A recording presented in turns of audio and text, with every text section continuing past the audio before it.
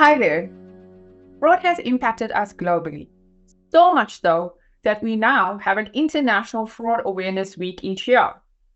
This year, it's taking place between the 12th and the 18th of November 2023. In support of this prevention and detection initiative, the Southern African Fraud Prevention Service, or SAFPS, has put together a series of interviews with key industry stakeholders to help us understand the current landscape of fraud and how it's impacting us and our country. I'm Nazia Karim, the Head of Product Development for SAFPS, and joining me today is Danny Myburgh. He's the Managing Director for Cyanre, a cybersecurity firm. It's a specialist firm dealing in cybersecurity and helping businesses and consumers combat or manage their cybercrime issues. We're going to discuss with him today how that is working for our consumers and businesses in our economy today, and what is the cybercrime landscape looking like. Hi, Danny. Thank you for joining me today. And I hope we're going to learn a little about cybercrime. Hi, Nazia. Thank you very much for the opportunity. Good day, everybody, as well. Thank you for taking the time out. Yes, cybercrime has been something that's been steadily growing. My role within this environment is I started the cyber forensic capacity for the South African Police Services some 20 years ago, and has started subsequent to that, has started my own firm, Cyanre, the Digital Forensic Lab. We are one of the largest digital forensic capacities in Africa. So we conduct investigations on social media, on any type of device, a mobile phone, a tablet, computer systems. And then also with the team that is used by organizations when they hacked. We do incident response for them. We assist them by getting the hackers out of the environment and securing the environment. So literally we are at the face of what's happening within South Africa in terms of cybercrime, cyber frauds, and any malpractice within a computer system. The true cybercrime fighters. Correct. All right, so just for our viewers' explanation, tell us, what exactly is cybercrime or cyber fraud? Okay, we've got it's quite a large topic because of the fact that computers has become such a prevalent device within our private life as well as our businesses.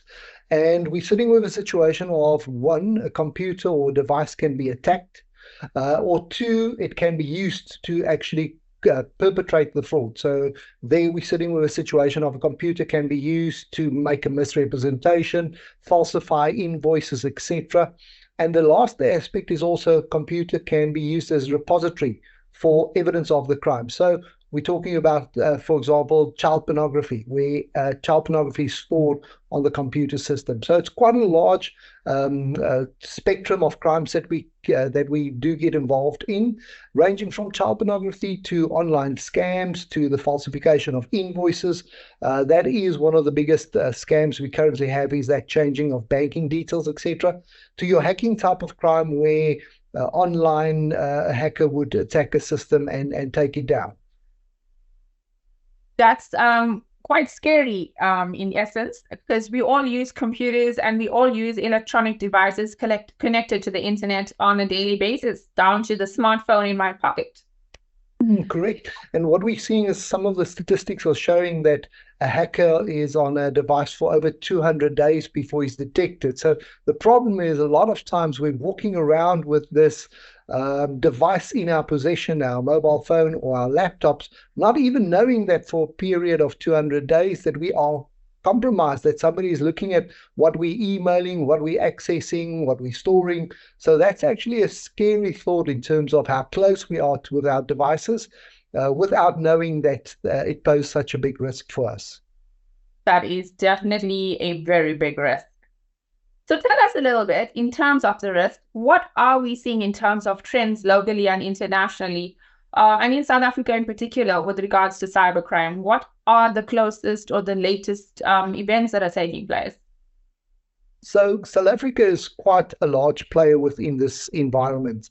We do have some of the highest numbers of scams being run from South Africa, not necessarily by South Africans.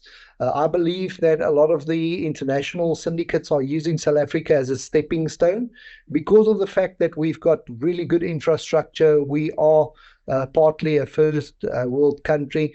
And then also the aspect that we do have some level of credibility within the marketplace. You might accept an invitation from a businessman from South Africa as opposed to accepting that same invitation coming from Nigeria or Ghana, for example. So I do believe we do have a lot of criminals that's benefiting from that. And then also, we are one of the most attacked countries as well. So we've got some of the highest numbers of exploits being run against us. That is hacker type of attacks, but then also scams. We have a very high level of people also falling for these scams. Some of the stats are showing that South Africa is the third most attacked country. We've got some of the highest victim rates as well. Which is upsetting because there's a lot of people that is introduced into the computer environment, not really knowing what the risks are.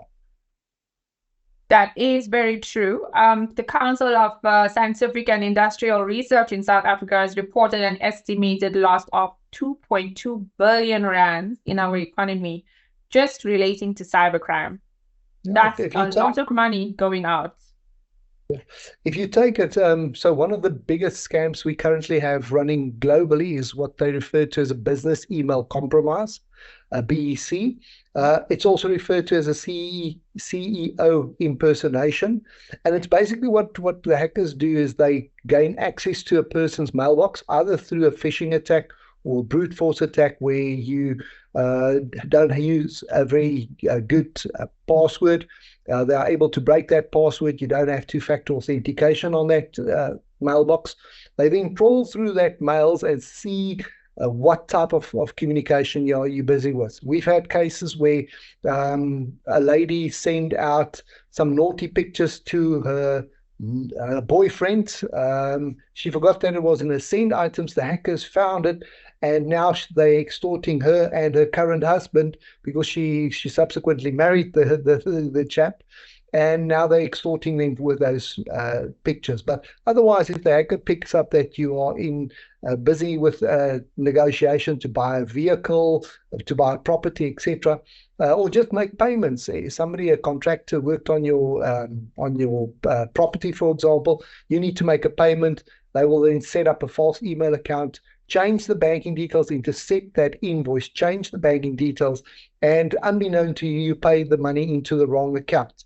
So the US Secret Service is estimating that globally we're losing about 300 million US per month. And South Africa's got some of the highest numbers of those type of frauds.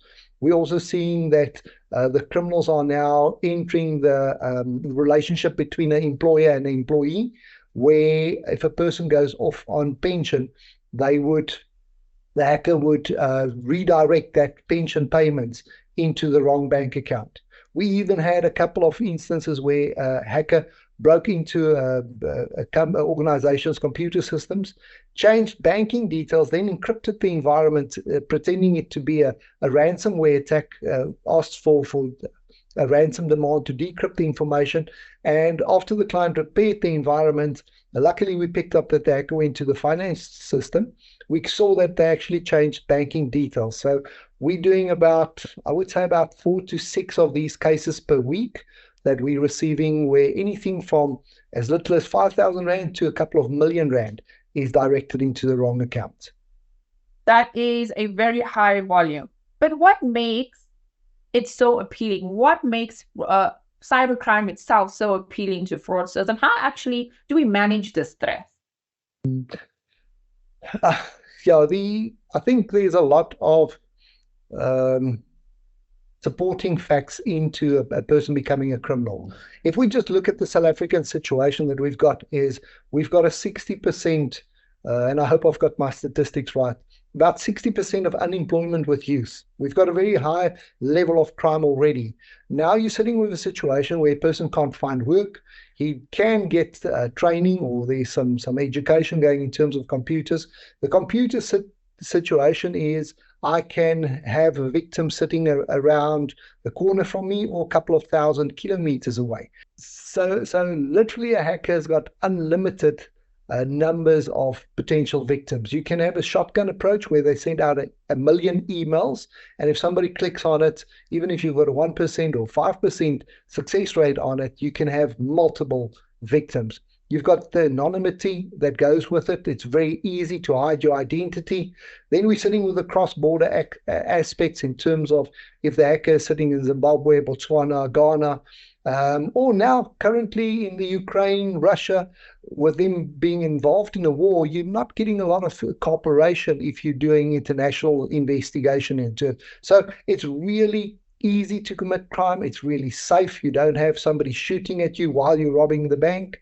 And to get away with the funds is also really easy because law enforcement lacks the resources, the cooperation in some instances, and also the time factor that it takes us to get this international cooperation benefits the criminals greatly. Well, I think the cross-border thing is quite a big motivator. Being able to target somebody outside of your own country makes it less likely for them to be caught. But in terms of that, do you believe that the Cybercrime Act number 19 of 2020 and the recent release of the South African Police Service's standard operating procedures for cybercrime is a step in the right direction? Or is it that we still have a long way to go in order to be able to manage this threat? Are we ready yet? So if we look at, the enactment of the new Cybercrimes Act really assisted us. When I started the cyber unit for the police force, we didn't even have the old Electronic Transaction Communication Act. Literally, data was not seen as a tangible item that can be stolen or that had value. We got the ECT Act in 2002. That helped us a lot. Now, in terms of defining the different types of crimes, we've got the benefit of that we can actually start building up statistics on the different types of crime. Up until now, if you had a fraud case happening, but the criminals was using a website to defraud people, or the utilize the computer systems, it went through as a normal a normal commercial crime statistics. Now we can see what the real situation is since it's been defined. It also sets it out for us a lot clearer in terms of law enforcement and forensic investigators in terms of what the requirements are of the Act, so that we can have a better success rate in investigating and getting penalties on these types of crimes. In terms of the SOPs being published, there's a couple of aspects regarding them. The situation is that we're sitting with the police will seize a person's computer. They take it away, so you're not present when they work through your computer. Then when they do produce evidence from it, and the person is on the witness stand, within the cross-examination, a person can say, the testimony in chief. They can say, well, I followed acceptable standards. Now, the problem that we had up until now, and still do have, is the fact that those standards are not published.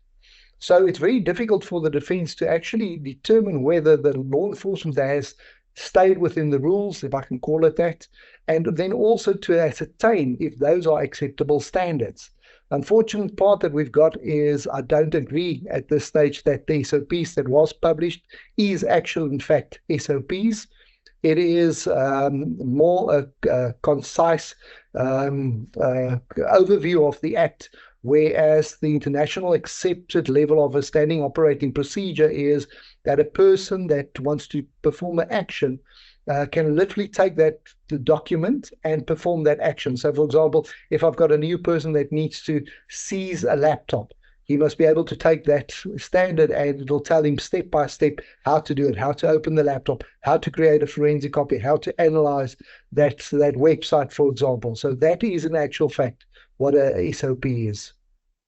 It's looking a little bit more like a framework rather than an actual procedural manual. That's my opinion, but we are busy with reviewing it. Unfortunately, it has been published in the format that it was. But yeah, that's what we have.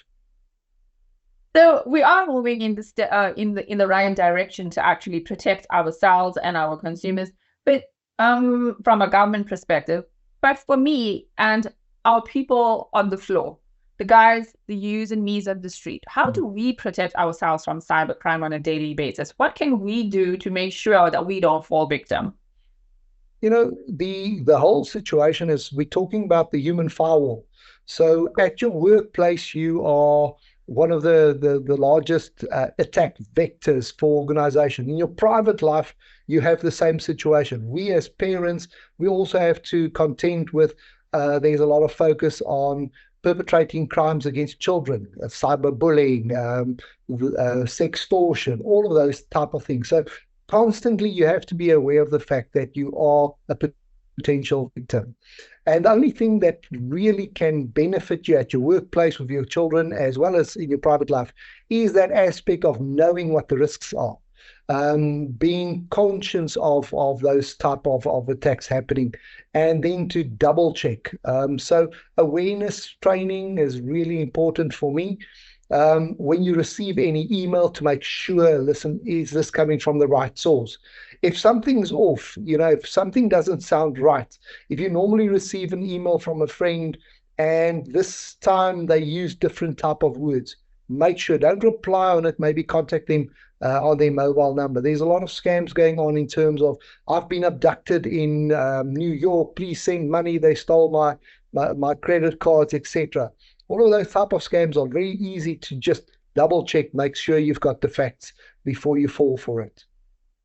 I think that is one of the initiatives we as SAFPS do in terms of creating awareness and prevention.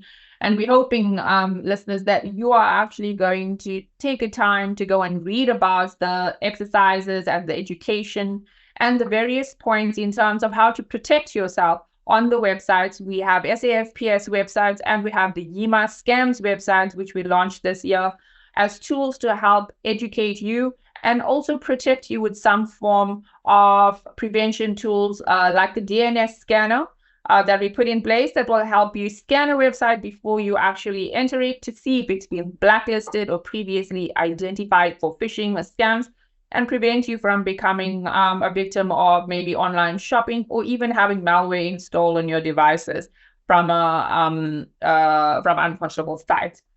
And I think cybercrime is something that is going to be expanding rather than retracting in our environment. So it is something we are going to have to stay on top of. What we know today does not mean it's going to be the same environment or same consequences tomorrow. And for that, we're hoping we're going to be able to have Danny come back a little bit and educate us on it as we go on. It will definitely be my pleasure. All right. Thank you so much, Danny. We are looking forward to seeing some of the differences you're implementing in the market, and hopefully our consumers and our viewers will be able to take some of the information to heart and help them go forward in a very risky world today.